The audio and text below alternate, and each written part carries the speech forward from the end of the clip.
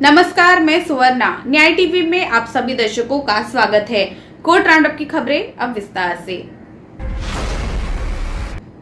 Bombay high court ने नांदेड़ दीवानी अदालत के 2 आदेशों को बरकरार रखा, जिसमें शिक्षक के रूप में कार्यरत एक पत्नी को अपने पति को 3,000 रुपए भरण पोषण देने का निर्देश दिया गया था। साथ ही कोर्ट ने अगस्त 2017 से भरण पोषण न देने के कारण स्कूल प्रिंसिपल को महिला की तनख्वाह से 5,000 रुपए काटने का आदेश दिया। जस्टिस भारती डांगरे ने पत्नी की इस दलील को खारिज कर दिया कि चूंकि दंपति की 23 साल पुरानी शादी 2015 में तलाक की डिक्री के बाद समाप्त हो गई थी, पति अब मासिक भरण पोषण की मांग नहीं कर सकता।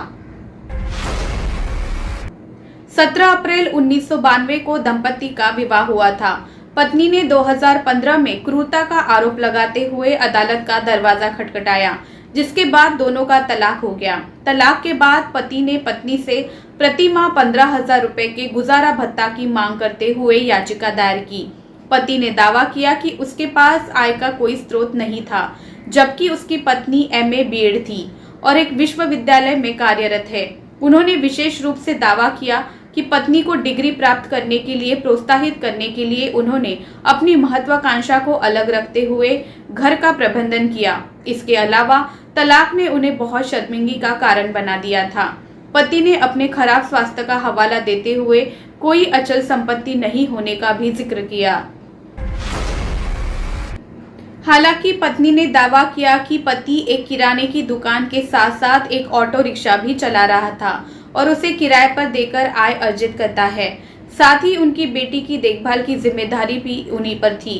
जज ने हालांकि कहा कि अधिनियम की धारा 24 के तहत पति की याचिका, जिसके द्वारा पति अंतरिम मुकदमेबाजी खर्च का दावा करता है, विचारणीय है। इसलिए उसने जब तक स्थायी गुजारा भत्ता याचिका पर फैसला नहीं हो जाता है, उसे 3,000 रुपए भरण पोषण भुगतान का आदेश दिया। अदालत ने हिंदू विवाह अधिनियम की धारा 24 और 25 पर भरोसा करते हुए कहा कि वे जरूरतमंद पति या पत्नी को अंतरिम या स्थायी गुजारा भत्ता का दावा करने का अधिकार देते हैं, जहां वैवाहिक अधिकारों की बहाली या तलाक की एक डिक्री पारित की गई है। 1955 के अधिनियम की धारा 25 के दायरे को पति और पत्नी के बीच पारित तलाक की एक डिक्री पर लागू न करके सीमित नहीं किया जा सकता है। निर्धन जरूरतमंद पति या पत्नी के लिए एक लाभकारी प्रावधान होने के नाते भरण पोषण या स्थायी गुजारा भत्ता का प्रावधान पति या पत्नी में से किसी एक द्वारा मांगा जा सकता है। जहां धारा 9 से 13 द्वारा शासित किसी भी प्रकार की एक डिक्री पारित की गई है और अदालत के इस तरह की डिक्री से विवाह बंधन टूट गया है, बाधित हो गया है या प्रतिकूल रूप से प्रभावित हुआ है। आंध्र प्रदेश हाईकोर्ट ने हाल ही में रिट याचिका की अनुमति देते हुए कहा कि आवश्यक वस्तु की जब्ती से पहले वैधानिक नोटिस आवश्यक वस्तु अधिनियम इसेंशियल कमोडिटीज एक्ट की धारा 6B के तहत अनिवार्य है। याचिकाकर्ता का मामला ये है कि वे क्रमशः जब्त चावल और लॉरी के मालिक है। याचिकाकर्ता खाद्यान्न की डीलर है और उसने धान खरीदा और उसे चावल में बदल दिया। जब वो सब्जेक्ट लॉरी के माध्यम से ई-वे बिल के साथ उसे ले जा रहा था, उसे लॉरी के साथ जब्त कर लिया गया और आरोप लगाया गया कि विषय चावल सार्वजनिक वितरण प्रणाली PDS चावल था। आंध्र प्रदेश हाईकोर्ट ने हाल ही में general power of attorney GPA को जब्त करने का आदेश दिया था, जिसे भारत के बाहर निष्पादित किया गया था। भारतीय स्टैंप अधिनियम 1899 की धारा 18 के अनुसार भारत में पहली बार प्राप्त होने के 3 महीने के भीतर GPA पर मुहर नहीं लगाई गई थी।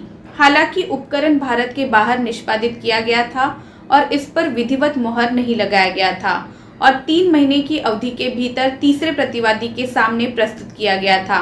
उक्त प्राधिकरण इसे जब्त कर सकता है और आवश्यक स्टाम्प शुल्क और जुर्माना जमा कर सकता है और दस्तावेज को मान्य कर सकता है।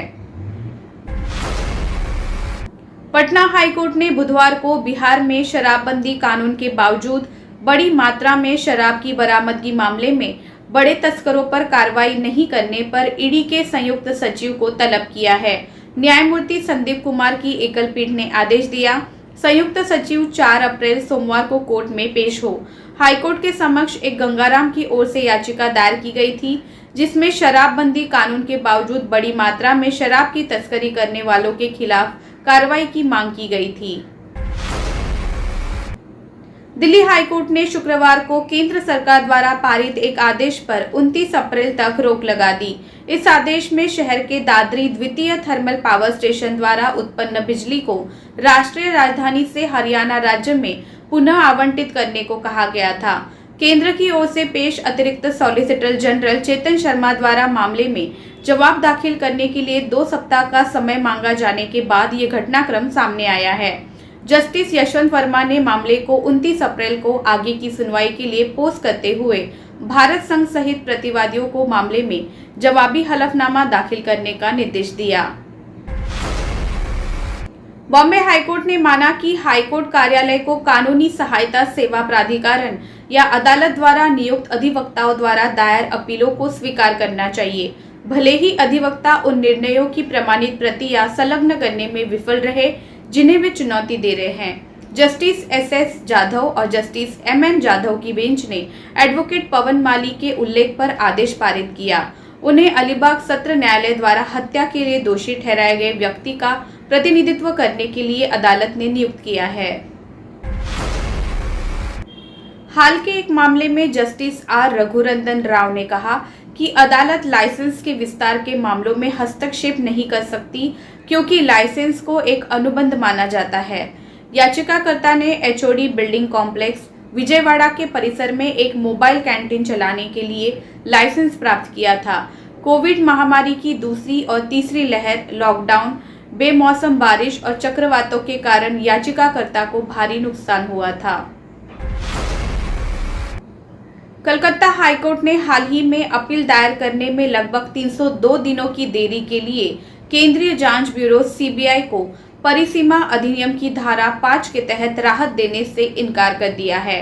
जस्टिस विवेक चौधरी ने टिप्पणी की कि सरकारी एजेंसी एक विशेषाधिकार प्राप्तवादी नहीं है और कोई स्पष्टीकरण सामने नहीं आ रहा है कि CBI के विभिन्न कार्यालयों के प्रमुखों ने अपील दायर करने के उद्देश्य से मामले को रिकॉर्ड जारी करने में इतना असामान्य समय क्यों लिया।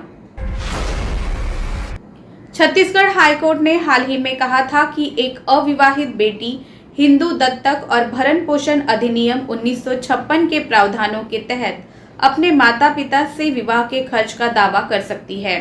जस्टिस गौतम भादुड़ी और जस्टिस संजय S अग्रवाल की खंडपीठ ने 35 वर्षीय महिला राजेश्वरी द्वारा दायर एक याचिका पर सुनवाई और अनुमति देते हुए ये फैसला सुनाया। संक्षेप में मामला, अपीलकर्ता राजेश्वरी ने प्रधान न्यायाधीश फैमिली कोर्ट दुर्ग के समक्ष एक आवेदन दिया जिसमें उसने अपने पिता से शादी के लिए 25 लाख रुपए की राशि का दावा किया था। इलाहाबाद हाईकोर्ट ने पिछले हफ्ते उत्तर प्रदेश उच्च न्यायिक सेवा 2020 के लिए सामान्य श्रेणी के उम्मीदवारों को EWS के रूप में 10% आरक्षण का लाभ प्रदान करने के लिए हाईकोर्ट प्रशासन को निर्देश देने की मांग वाली 2 याचिकाओं को खारिज कर दिया।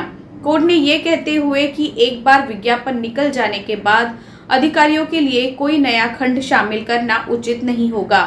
जस्टिस डॉक्टर कौशल जयेंद्र ठाकर और जस्टिस अजय त्यागी की पीठ ने याचिकाओं को खारिज कर दिया। केरल हाईकोर्ट ने शुक्रवार को यौन शोषण की शिकार एक नाबालिग लड़की द्वारा दायर एक अन्य याचिका पर सुनवाई की। इस याचिका में 26 सप्ताह से अधिक की प्रेगनेंसी की मेडिकल टर्मिनेंस की अनुमति देने की मांग की गई।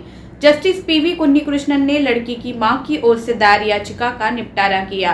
कोर्ट ने कहा कि अफसोस की बात है कि 25 दिनों से भी कम समय में ये दूसरी घटना है जिसमें नाबालिग बच्चों पर लोगों के बढ़ते मामलों की भयावह प्रवृत्ति को दर्शाया गया है।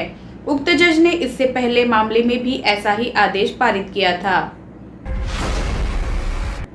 मामले को जब सुनवाई के लिए उठाया गया तो याचिकाकर्ता की बेटी की प्रेगनेंसी के चरण की जांच करने और उसी पर एक रिपोर्ट दाखिल करने के लिए एक मेडिकल बोर्ड का गठन करने का निर्देश दिया गया। इस प्रकार गठित मेडिकल बोर्ड द्वारा प्रस्तुत रिपोर्ट के अनुसार अल्ट्रासाउंड स्कैन के अनुसार भ्रूण को जन्मजात विसंगतियों से मुक्त पाया गया। इसमें कहा गया कि परिपक्वता के स्तर पर बच्चे के जीवित रहने की संभावना अधिक है। रिपोर्ट में आगे कहा गया कि मां को एनीमिया और एपिस्टेक्सिस पाया गया है।